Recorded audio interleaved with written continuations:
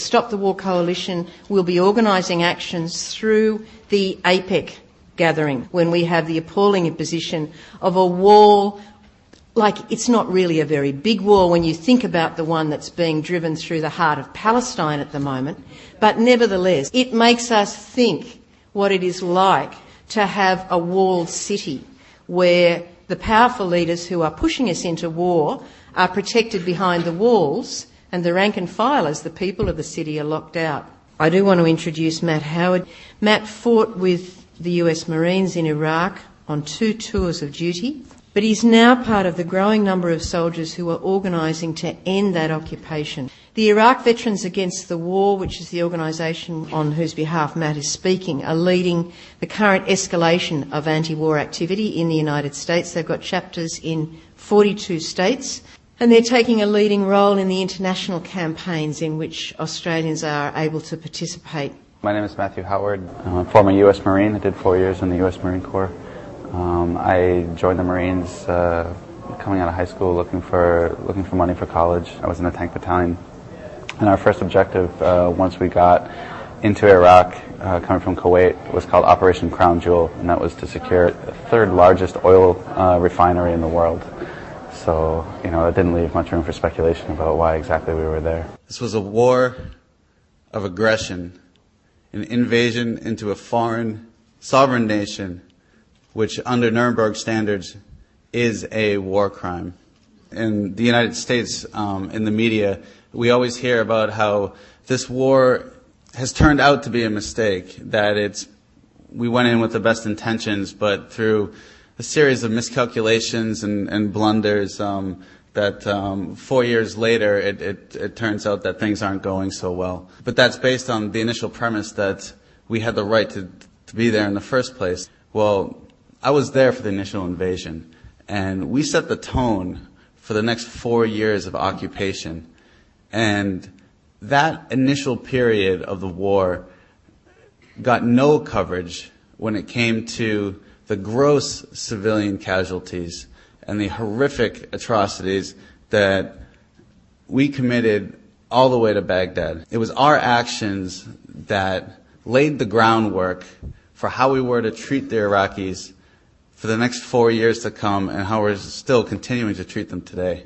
I was in Iraq about halfway to Baghdad. We're on Highway 8, driving along, and then I came upon the most horrific scene I've ever seen in my life. It was a series of buses that had been completely blown up. They were still on fire. The front was blown wide open. There were women and children laying on the side. There's thick black smoke pouring from these vehicles. And instantly, I turned to my gunner and I said, what the hell just happened here? And we listened to the radio chatter, and it was coming down that we had made enemy contact with the buses, that as they had been let into our convoy, a man jumped out with an AK-47 and opened fire, despite the fact that they had been waving white flags out the windows. Instantly, all these red flags went up in my mind off of that story. I said, if that's really the case, then this level of force still is not appropriate. We're trained as Marines to be concise killers, one shot, one kill. If somebody shoots you with an AK-47, you shoot them back. You don't blow up the whole bus filled with women and children. It turns out in the end that none of that even mattered. The story was bogus. As we resupplied those tanks, I had the unfortunate displeasure of finding out the real story from somebody that was on that tank crew, and their lieutenant was just getting bored on the long ride up, and he wanted to shoot something. That's the reality. That's the way we saw the Iraqi people. We were never, ever there to liberate these people.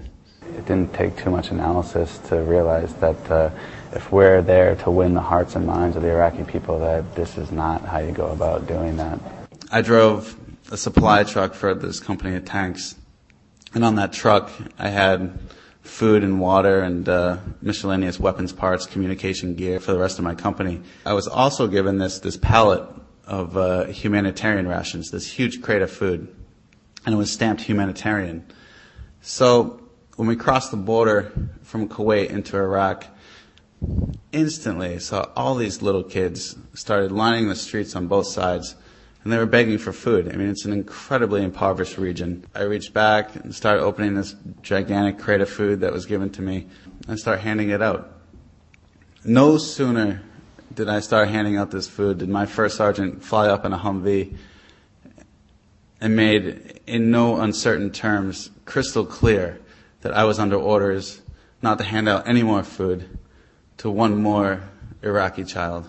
I got all the way to Baghdad, and I got all the way back to Kuwait, finally, and I still had this crate of food on my truck.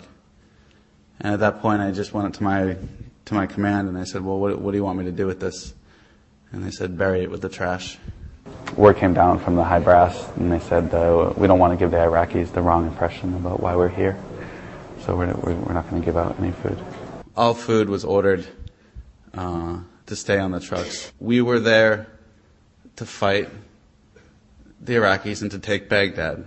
We were the Marine Corps. We were not the Peace Corps.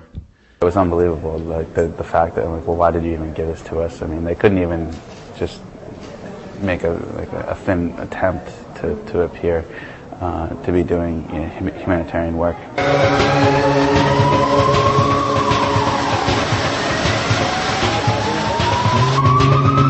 The high school walkout, protest George Bush tomorrow. Protest against the war in Iraq. You guys know about the high school walkout that's happening tomorrow? Protest George Bush.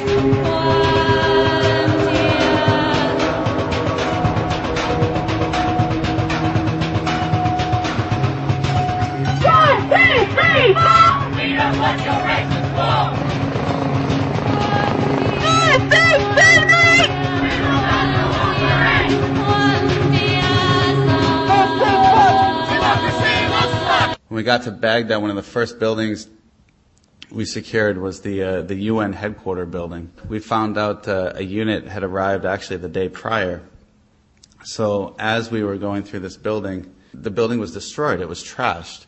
You know, desks were kicked over, file cabinets were tipped over, computer screens had been smashed with butts of rifles. It was the place was absolutely destroyed. The Marines before us just went through and just wanted to destroy some stuff. This is the attitude and this is the mentality that was ingrained in us. That's how we conducted ourselves.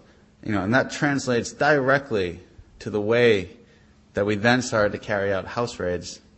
I mean, you look at your average house raid right now, and what happens? 15 Marines show up in the middle of the night, between midnight and 5. About 3 or 4 guys will climb on the roof. The rest will kick down the door, enter your house, full combat gear, full squad automatic weapons. The interpreters and the higher ranking will go into the main bedroom. They'll rip the male figure of the household. They'll rip him out of bed, throw him on the floor, get him to his knees, flex cup him, put a sandbag over his head. The children in the house will be taken outside. The rest of the Marines will go through and dump everything. They'll take everything that's out of the fridge and dump it over, sock drawers, and this is the search for weapons. If anything suspicious is found, they'll detain the male figure of the household. This happens every single night. I mean, it gets to the point where mothers will come to the door because they hear the raid happening next door, and they'll open before they kick down.